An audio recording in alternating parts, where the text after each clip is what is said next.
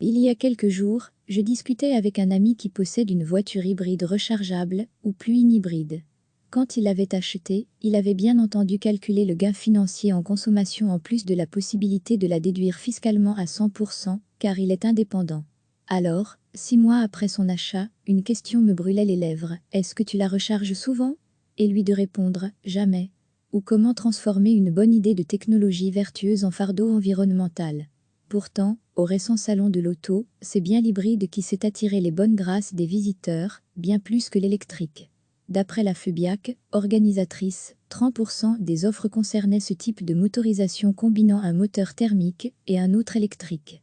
Chez BMW, on cite même le chiffre de 50%, alors que le marché belge ne compte pour l'instant qu'un peu, près 5% de ces véhicules, hybrides classiques et rechargeables confondus. Et pourtant, mal utilisée, une voiture hybride rechargeable peut faire pire que mieux. Un véhicule plug-in hybride dispose d'une batterie de plus grande capacité que son homologue hybride traditionnel. La voiture ne peut la recharger uniquement en utilisant les phares de décélération, comme dans le cas d'une hybride classique, type Toyota Prius, la pionnière. Il faut donc que le conducteur la branche au secteur aussi souvent que possible. Une fois pleine, la batterie permet au moteur électrique de fonctionner seul sur plusieurs kilomètres, une cinquantaine avec les nouveaux modèles. Cela permet d'effectuer des petits trajets sans consommer une goutte de carburant, mais c'est également pensé pour pouvoir être utilisé dans les centres urbains, qui interdisent l'usage d'un véhicule thermique. On peut alors forcer l'utilisation du moteur essence ou diesel chez Mercedes, sur l'autoroute, et enclencher l'électrique en ville. Les plus sportifs apprécient également la possibilité de combiner les deux moteurs pour obtenir des performances de GTI avec une consommation de diesel, en théorie. Et comme ce type de véhicule est plutôt propre sur base des homologations européennes, sa déductibilité pour les entreprises ou les indépendants est bien plus élevée que pour son équivalent thermique, d'où le rush sur les modèles premium lors du salon. Zéro émission sur les petits trajets et aucune crainte de la panne sèche pour les longues distances, le plug-in hybride est un savant mélange du meilleur des deux mondes. Quoique, comme son nom l'indique, une hybride rechargeable doit être rechargée. Ce qui semble l'évidence même n'est pourtant pas souvent respecté. Comme dans le cas de mon ami, qui sait très bien qu'il utilise mal sa voiture, bon nombre de conducteurs oubliant cette étape. Il est vrai qu'il faut à chaque fois sortir les câbles et les brancher, et que, contrairement à une voiture électrique, si la batterie est presque vide, il reste le moteur thermique.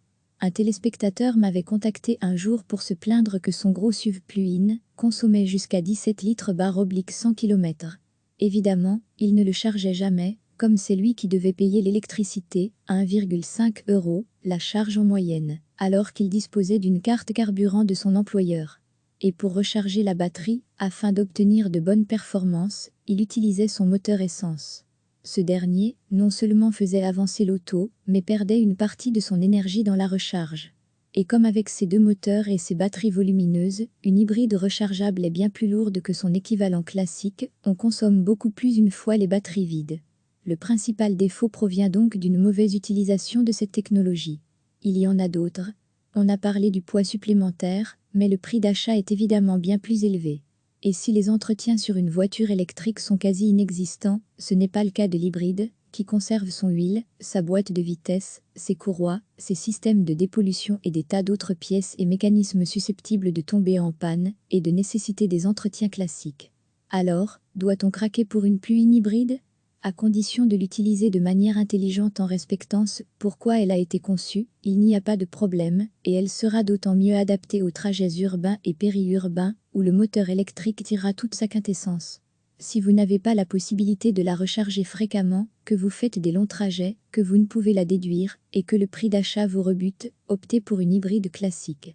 Mais vous perdrez les performances de sportive et la possibilité de réaliser tout un trajet en mode électrique. Même si ça fait longtemps que ce dernier point n'est plus la préoccupation principale de mon copain, dont je vous parlais au début, recevez chaque matin l'essentiel de l'actualité.